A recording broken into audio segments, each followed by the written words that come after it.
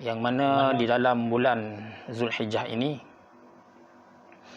yang merupakan bulan yang paling tinggi kehormatannya berbanding dengan 11 bulan yang lain. Dari 12 bulan yang Allah ciptakan, 4 daripadanya yang Allah pilih, termasuk dalam bulan-bulan haram, bulan-bulan yang dimuliakan. Dan daripada 4 bulan-bulan haram, bulan-bulan yang dimuliakan itu, Allah pilih yang paling tinggi kehormatannya, yang paling dimuliakan ialah bulan Zulhijjah. Apabila kita meninjau pandangan para ulama berkenaan dengan ketinggian kehormatan bulan Zulhijjah ini, yang mana kalau dibandingkan dengan bulan Ramadan yang diberi gelaran Sayyidus Syuhur, penghulu sekalian bulan, namun begitu bulan Zulhijjah ini merupakan bulan yang paling tinggi kehormatannya, yang mana kalau di bulan Ramadan ada Lailatul Qadar, maka di bulan Zulhijjah ini ada hari Arafah.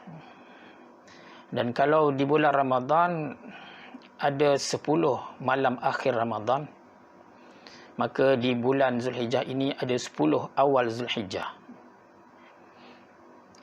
Para ulama berbeza pendapat mengenai yang mana afdal, 10 akhir Ramadan atau 10 awal Zulhijjah. Sebahagian ulama mutaakhirin berpendapat secara keseluruhan 10 malam akhir Ramadan berbanding dengan 10 malam awal Zulhijjah, maka keseluruhan 10 malam awal Zulhijjah itu mengatasi kelebihan 10 akhir Ramadan sekalipun. Dalam 10 akhir Ramadan itu terdapatnya malam Al-Qadar, ataupun satu malam yang tiada tolok bandingnya. Tapi bila perbandingan itu secara keseluruhan 10 malam akhir Ramadan berbanding 10 malam awal Zulhijjah, maka sebahagian ulama mutaakhirin memilih 10 malam awal Zulhijjah itu mengatasi kelebihan 10 akhir Ramadan. Ini kerana hadis yang sahih diriwayatkan dalam At-Tirmizi dan lain-lain, Nabi SAW menjelaskan, ma min ayyamin al-amalu salihu fihin ahabbu ilallah min hazihil ayyamil ashar. Tidak ada amal soleh yang dilakukan pada 10. Tidak ada amal soleh yang paling dicintai oleh Allah dari amal soleh yang dilakukan pada 10 awal Zulhijjah. Sehingga para sahabat bertanya kepada Nabi, walal jihadu fi sabilillah, adakah pergi ke medan perang pun tidak dapat mengatasi amal soleh pada 10 hari itu? Maka Nabi menegaskan, walal jihadu fi sabilillah, tidak akan dapat mengatasi kelebihan amal soleh yang dilakukan pada 10 hari tersebut. Kecuali Nabi mengatakan, illa rajulun kharaja bi nafsihi wa malihi falam yarji' min dhalika bi syai'in. Kecuali dia pergi ke medan perang dengan dirinya dan harta bendanya semuanya dibawa ke sana dan dia tidak pulang daripada sana. Artinya pergi tak kembali. Kalau dia pergi kemudian balik semula, maka pahalanya tidak boleh mengatasi amal soleh yang dilakukan pada 10 hari ini. Tapi kalau dia mati di sana dan harta bendanya masih ada di kampung, masih ada di bank, masih ada di rumah, maka pun tidak dapat mengatasi pahala amal soleh yang dilakukan pada 10 hari ini. Jadi begitu besar keutamaan kelebihan amal soleh, yang mana hari ini kita dah masuk hari ke-8. Jadi ada 2 hari lagi untuk kita berhempas pulas, untuk kita bersungguh-sungguh untuk memastikan setiap saat kita tidak berlalu sia-sia, tapi kita isi dengan amal soleh.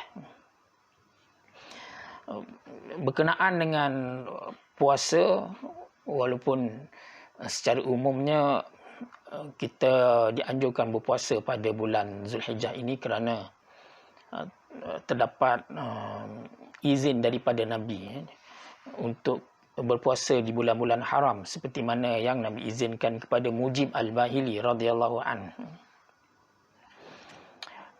Tapi puasa yang paling besar kelebihannya ialah puasa pada hari esok 9 Zulhijjah, yang disebut dengan puasa hari Arafah. Dalam Sahih Muslim, Nabi menjelaskan, siyamu yaumi Arafah ahtasibu 'ala Allah an yukaffira as-sanata allati qablahu was-sanata allati ba'dahu. Puasa pada hari Arafah akan diberi ganjaran pengampunan dosa selama 2 tahun, iaitu pengampunan dosa tahun semasa, tahun ni, dan juga tahun yang akan datang.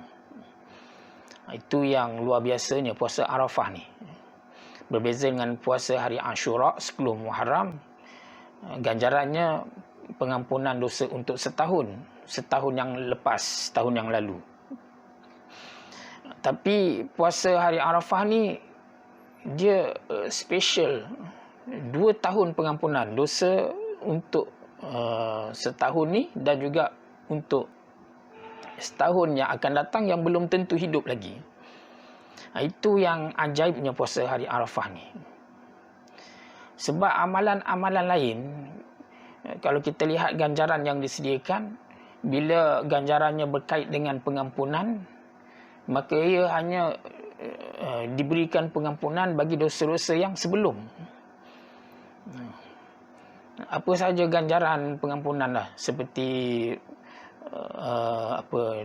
Nabi sebut dari solat ke solat, dari Ramadan ke Ramadan, solat 5 waktu, Ramadan ke Ramadan, Jumaat ke Jumaat, pengampunan dosa. Tapi itu menunjukkan dosa yang telah lepas. Yang ajaibnya puasa Arafah ni, dia dapat puasa untuk pengampunan 2 tahun, tahun lepas dan tahun akan datang. Tahun akan datang tu yang ajaibnya. Puasa hari Arafah ni tidak berlaku kelebihan begini pada amalan-amalan yang lain. Dan satu perkara yang mesti kita kena fahami, bila kita puasa hari Arafah ni bukan untuk dapatkan lesen buat maksiat. Sebab ada orang berfaham macam tu kan.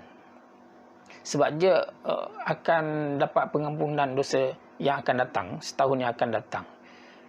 Jadi dapat puasa hari Arafah ni artinya bolehlah dia buat maksiat. Sebab apa? Dah dapat pengampunan. Itu salah faham yang berlaku. Jadi puasa hari Arafah ni bukan lesen maksiat. Siapa yang niat macam tu awal-awal lagi dah tolak dah. Puasa je Allah tak terima pahala puasa macam tu. Jadi kemudian selain daripada puasa besok, amalan yang kita nak sama-sama laksanakan insya-Allah, itu berpuasa pada hari esok. Kemudian hari Arafah juga dianjurkan kita memperbanyakkan doa. Kerana Nabi SAW menyebutkan dalam hadis, dikeluarkan oleh At-Tirmizi dengan sanad yang hasan, khairud doa doa'u yaumi Arafah. Doa yang paling baik ialah doa di hari Arafah. Kemudian para ulama berbeza pendapat, apakah sebaik-baik doa itu pada hari Arafah ataupun pada waktu wukuf di Arafah. Kalau pada waktu wukuf di Arafah itu khusus kepada mereka yang buat haji. Tapi kalau pada hari Arafah artinya ia umum.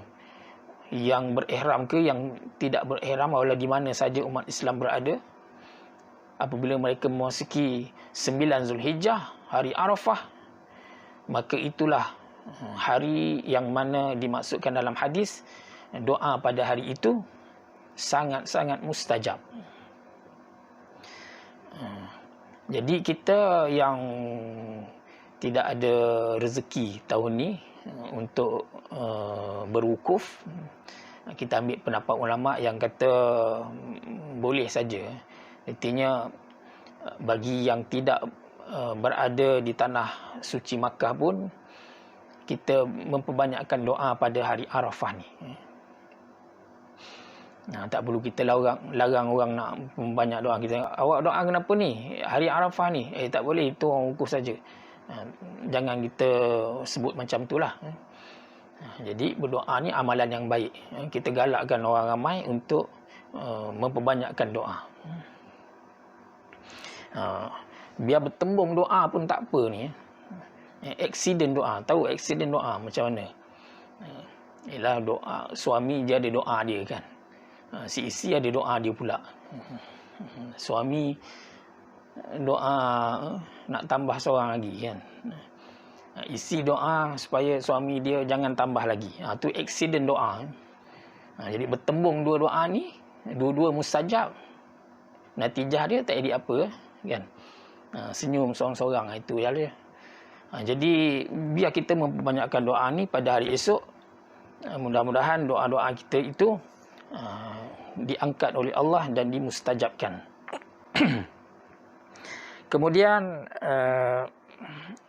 antara lain yang dianjurkan untuk kita kerjakan pada hari Arafah esok ialah memperbanyakkan sebut la ilaha illallah.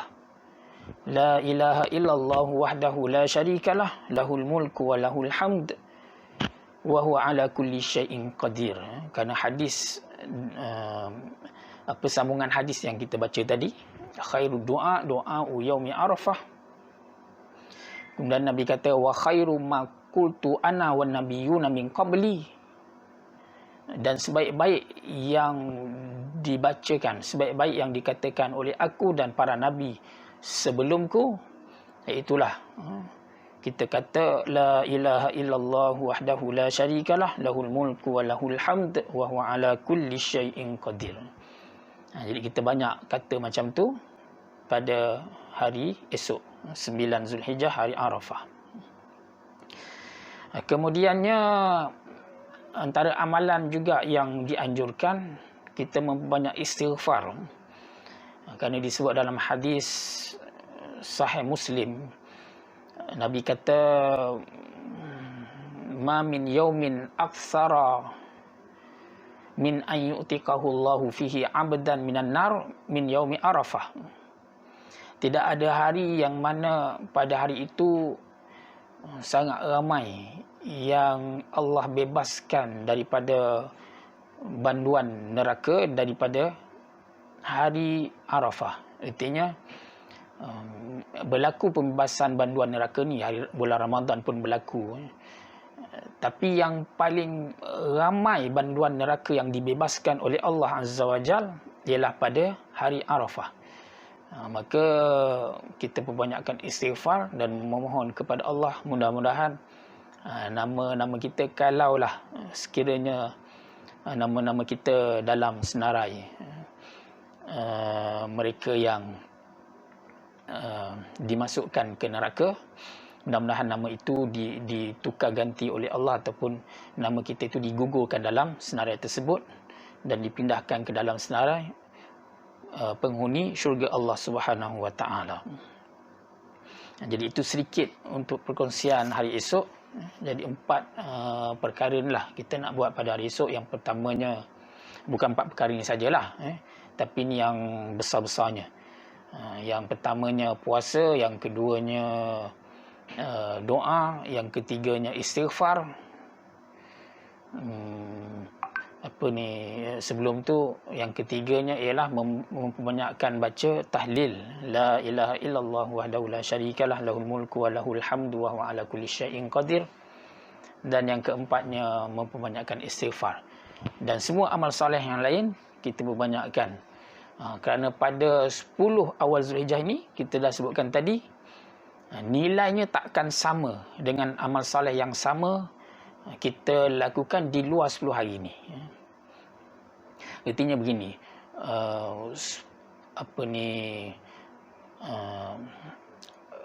amalan fardu yang kita lakukan dalam 10 awal Zulhijjah ini nilainya tidak sama, ataupun ia lebih utama, lebih besar pahalanya daripada amal fardu yang sama yang kita kerjakan pada 10 awal bulan-bulan lain sekalipun di bulan Ramadan.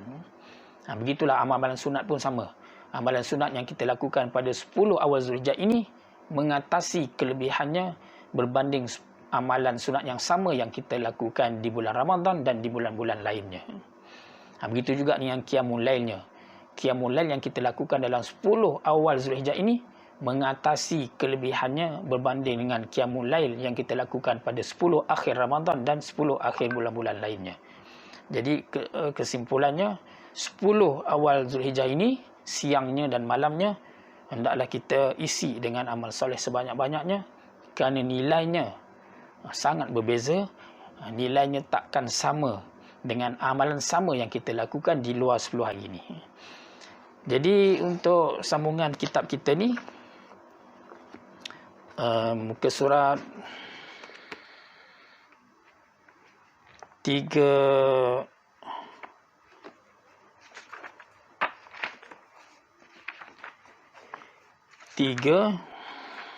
apa? 62. 362.